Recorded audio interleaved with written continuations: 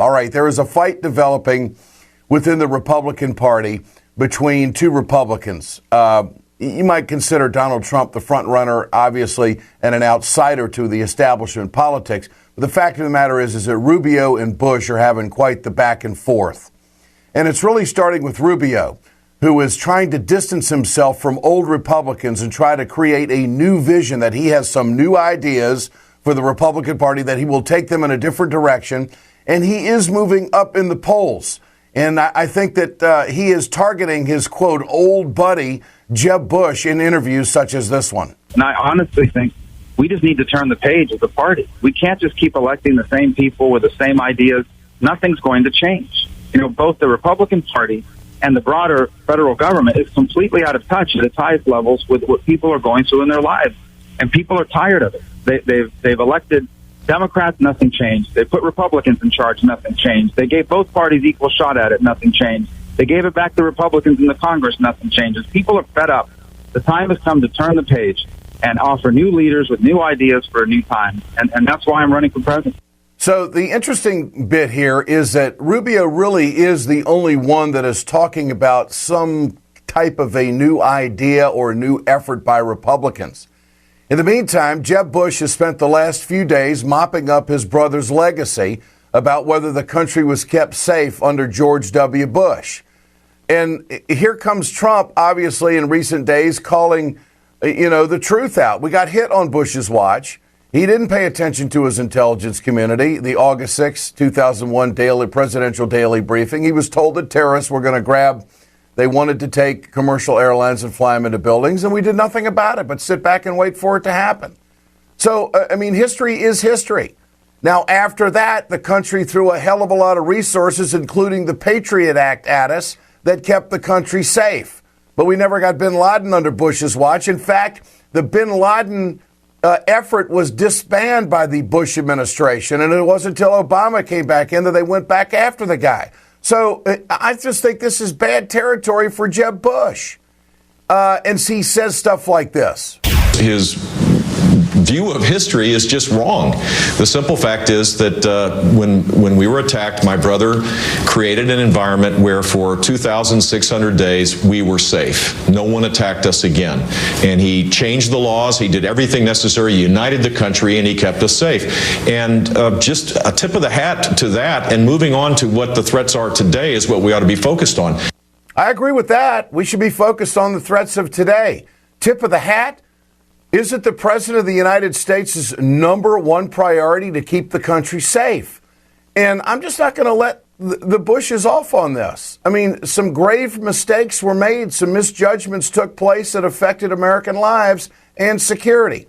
So this is the back and forth that's taken place between Bush and his supporters and trying to fight off Donald Trump. In the meantime, Rubio's doing an end run, trying to make everybody think that, he's got new ideas. For more on this, let's go to a great Florida connection, and that is Mitch Ceasar, who's the chairman of the Broward Democratic Party and former chair of the Florida Democratic Party. Great to have you with us, Mitch.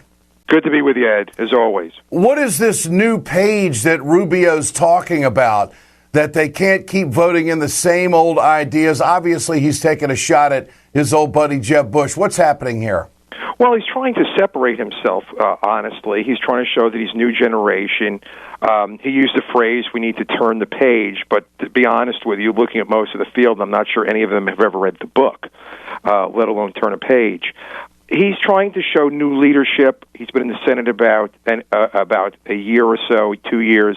He has one of the worst, I think now the worst attendance record of anyone in the Senate.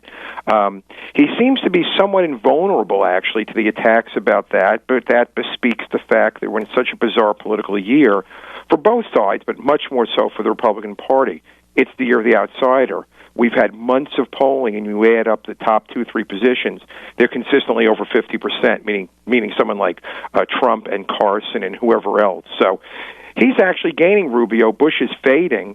And it seems that the first primary, which Bush won, the money primary, seems to be fading in value. Okay, that's an excellent point and very profound. Why is Bush fading? Is he's spending all this time defending his brother's legacy, and this can't be a campaign strategy. It's very reactionary. Well, first of all, Bush is more of a wonk. This year in the Republican primary has proved to be anything but the year of the wonk. There were recent polling and actually focus groups I saw in the last day or so of Republican voters who said, we don't care that Republicans don't seem to have a plan, don't seem to have an ideology or philosophy. We just want an outsider. Well, Bush is clearly not an outsider. He's the dynasty candidate, and it's just killing him.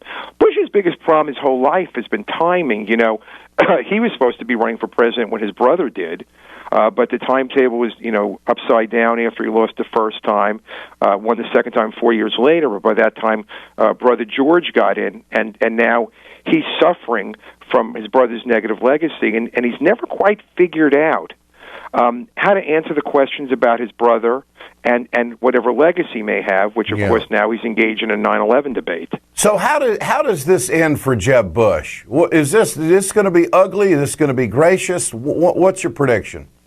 Well, I think Bush, by nature, is probably more reserved and would probably be a little more classy. I see him staying in everything because of the money, but I see him eventually just fading out, playing the good soldier, whoever the nominee is. But at the end of the day, I don't see it being him. And in fact, a new poll that came out yesterday of among Republican voters who they could not support, the key was 26% of Republican voters said they couldn't support Rubio, but 44% said they couldn't support Bush. That's political death. Now, is that a national poll or is that a Florida poll? That was a national poll. Wow. Yes. That is political death. That's almost trying to turn around Hillary Clinton's untrustworthy numbers.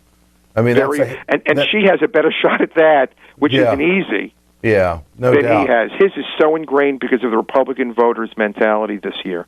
How does Trump play in Florida with Republicans? I mean, what is this just? Is this a media fascination, or are there big supporters of Trump in Florida?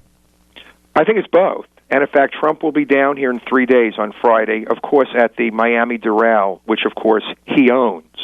So it's still about the brand. His first Florida rally, and it's on a property he owns to give it exposure. You know, you can't take the the reality star out of politics. Yeah. He plays really well in Florida. The problem, the good thing for him at this moment, and the bad thing for Jeb, which you and I have talked about, is that the Florida legislature last year did Jeb Bush a gigantic favor at the time, and that was to make Florida winner-take-all primary. Well, if the election was held today, he's running third or fourth in Florida. Trump's running first by a lot, which means, and I will say this certainly even today, if Bush does not win the Florida primary, his election's over. Okay. So you look at Trump. The fascination is, number one, he's a media mogul. I mean, he's clearly an icon in that circle. He knows how to handle the media. He seems to say things that connect with average folks. He's a billionaire. He can't be bought. He's going to say what he wants. He can fund his campaign. And as you said, that poll, he's an outsider. How does he lose? How does Trump lose? Well, normally I would have said gaffes, which is the traditional way, and he's about gaffes everything, and it doesn't seem to matter. What's interesting is it doesn't matter with Republican voters. It carries a little more weight with independents and certainly Democrats. I'm not sure. I mean, now I think, I forgot the number, but something like somewhere in the 60s in a new poll that came out, which indicates that Republican voters could accept him as the nominee, which before a month or two ago, his numbers were reversed. So Republicans seem to like him. I think they may not be thrilled with him, they're more accepting of him. I think regardless of what it shows, if he's the nominee, I think that's a gift for the Democratic Party. All right, Mitch Ceasar. If we don't blow it.